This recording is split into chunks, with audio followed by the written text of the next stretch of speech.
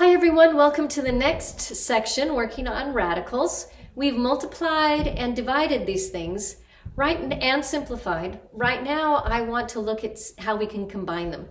How can we add or subtract, or when can we add or subtract them? For instance, I have square root of 2 plus square root of 3, and my question is, does that mean that I have the square root of 5?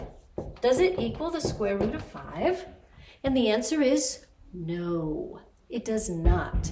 If you put the square root of 2 plus the square root of 3 in a calculator, and then the square root of 5 in a calculator, you would get completely different answers. When you cannot combine unlike radicals, it's similar to combining like terms. The radicals have to be exactly the same, just like when you are combining like terms, they have to be exactly the same. So these cannot be added, and you have to compare the radicand and you have to compare the index. All of it has to be the same before you can put them together. This does not work. So here's three different problems that we've been asked to simplify if we possibly can. Some we can, some we can't. So let's look at them one at a time.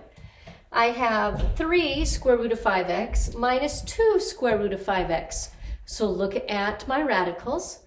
This is the square root of 5x. That's the square root of 5x. The radicands are the same. The indexes are the same. Therefore, I can combine them. And it's just, treat the radical just like you would a variable. I have 3 of them here. I take away 2 of them here. I end up with 1 left. So this is just 1 square root of 5x. Treat it just like a radical, just like a variable, and you're good to go.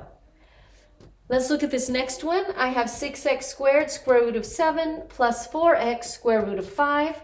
Both of these are square roots, but this one is 7 and this one is 5.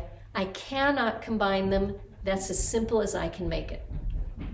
Let's look at this one. This one looks a lot more complicated.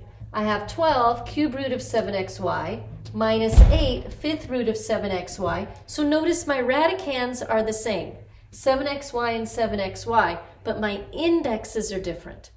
This index is 3, this index is 5, so I can't combine them again. This is the only one I was able to combine. These are as simple as they can be. Okay, here's a few more for us to walk through just to make sure that we understand how this works. The one on top, we have 7 cube root of 5 minus 4 square root of 5. Are these like terms? Can we combine them? This is the cube root of 5. This is the square root of 5. Not the same, cannot be combined. It's as simple as you can make it. So can't do anything there. Here's 3x square root of xy plus 4x square root of xy. Well, this radical is the square root of xy, and this radical is the square root of xy. They're the same, so I can combine them. So if I have 3x plus 4x, those are like terms, I can combine that. What this ends up being is 7x square root of xy. Believe it or not, that's how you would handle that. Let's look at this one. I have 17 fifth root of 3x squared minus 15 fifth root of 3x squared. So look at my radical. They are both the fifth roots, the indexes are the same, and the radicands are the same. They're both the fifth roots of 3x squared, therefore I can combine them. I can put them together.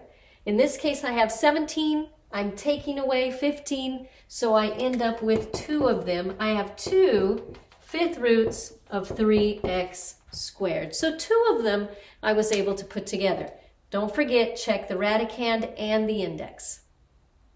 Okay, this is my attempt to draw a stained glass window, but these are all square glass frames, we're pretending, okay? And the side length of each square is 5. But they're turned diagonally so that the edges of my window are the diagonals of those squares. Do you see that? So I want to find the perimeter of this rectangle for my frame or whatever. How far is this? So each one of these, each of a square, a 5 by 5 square, this diagonal is 5 square roots of 2. I don't know if you remember that from geometry or not, but it is. So this diagonal is 5 square roots of 2. So here I have two of them, 5 square roots of 2. I have 3 of them here, 3 of them here, and 2 of them here. So to add the perimeter, I have 5 square roots of 2, and because they are all square roots of 2, I can combine them. So let's see. Now they walk through in the book where here's 2, here's 3, here's 3, and they add them together, kind of complicated, but I'm like, just add them all up. I have 1, 2, 3, 4, 5, 6, 7, 8, 9, 10. I have 10 of these, right? So what's 10 times 5 square root of 2? That is 50 times the square root of 2. And then you can put that in your calculator and round that to the nearest tenth to see what the entire perimeter is to the nearest tenth. You should find that it's about 70.7.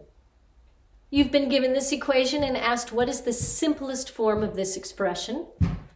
And you might think, oh, I can't combine any of them. They're all different, so I'm done. And then you'd get it wrong because of what we talked about last time. Previously, we said that we can simplify these or kind of reduce them to their simplest radical form. These two are not in their simplest radical form. This one is. You can't reduce square root of 3, but you can both of these. So be sure that they're all in the simplest radical form first, because by changing them to that, you may end up with like terms that you can combine. So let's look. The square root of 12. 12 is 4 times 3, right? And 4 is a perfect square. So when I bring that out to the front, it becomes a 2, and my 3 is left in there. So that's 2 square roots of 3. Already, we see that those two can go together. 75 is 25 times 3, and 25 is also a perfect square. The square root of 25 is 5, so I'm going to bring out 5, and my 3 will be left inside. And now I have 3 like terms that I can combine. I have 2 plus 5 minus 1 square roots of 3, or 7 minus 1, or 6 square roots of 3. So be careful if you see these problems. Make sure that all your expressions are in the simplest radical form. Here's another one for us to simplify to see if we can combine any like terms. Now we're dealing with cube roots. So let's walk through these. Remember, you have your 3x5 card I told you to make. You can flip it over to the cubed numbers to see if there's any perfect cube factors of each one of these numbers. This one, 250, is 125 times 2. So this is 125 times 2. And the cube root of 125 is 5, because 5 times 5 times 5 is 125. So this comes out, becomes a 5, and that's 5 cube root of 2. My 2 is left there. 54 is 27 times 2. And the cube root of 27 is 3 times 3 times 3, or 3. So that comes out, and that becomes plus 3 cube root of 2. And we're not done, because 16 is 8 times 2, isn't it? This is 8 times 2, and the cube root of 8 is 2. So we're subtracting 2 cube root of 2. And now I can put all these cube roots of 2 together. Now my radicals are all the same. So I have 5 plus 3 minus 2 is 6 cube root of 2. That looks familiar, doesn't it? And I'm done. That's how to simplify so that you can combine. Okay, the last thing that we're going to cover in this section, because we're dividing this section in half. So the last thing for today is how to FOIL binomial radical expressions. So I have these binomials, 4 plus 2 square root of 2, and this one is 5 plus 4 square roots of 2, and I want to multiply them times each other. And yes, I just will use the FOIL method. So let's walk through a couple of these with some radicals and make sure that we're clear on how to do it. The steps are the same. So first, when you multiply the first two, it's 5 times 4, that's just 20. Then the outer two, 4 times 4 square root of 2. Multiply number times number and radical times radical. Okay, so 4 times 4, this becomes a positive 16 square root of 2. That's those two. Now I do the inner two, and I have 10 square root of 2, positive 10 square root of 2. And now how do you multiply 2 square root of 2 times 4 square root of 2? This is where some students really have trouble. But remember, number times number, radical times radical. Treat the radical like a variable. So 4 times 2 is 8. Square root of 2 times the square root of 2 is 2. So that leaves me with 8 times 2, or 16. That's how you do that. Okay? 2 square root of 2 times 4 square root of 2 is 8 times 2, which is 16. Now I'm going to combine like terms.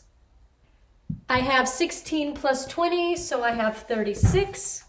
And both of these are square roots of 2, so I can combine them. 36, and this is positive 26 square root of 2. And that's my answer when I FOIL those two. Let's walk through another one just to make sure we're really solid. And now we'll mix in some negatives and things and see how this works. 3 minus the square root of 7 times 5 plus the square root of 7, and we're going to FOIL. So first, 3 times 5, that's 15.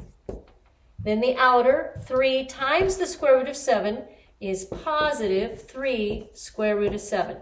Okay? Then these two, a negative square root of 7 times 5 is negative 5 square root of 7. Do you see how this is treated just like a variable? And now, negative 7 times negative square root of 7 times positive square root of 7. This is a negative. Square root of 7 times square root of 7 is 7. There we go. That's really the square root of 49, which is 7. Now I can combine. 15 minus 7 is 8. And 3 square roots of 7 minus 5 square roots of 7 is negative 2 square root of 7. And I'm done. We'll end today's lesson or today's material with our lesson check. So you've watched me FOIL 2 of these radical binomials. So now it's your turn. You're going to multiply 3 plus 2 square root of 5 times 2 plus 4 square root of 5 and turn that in for your lesson check, and that's it. So good luck with combining these, adding, subtracting, and FOILing, and I will see you guys in class. Bye for now.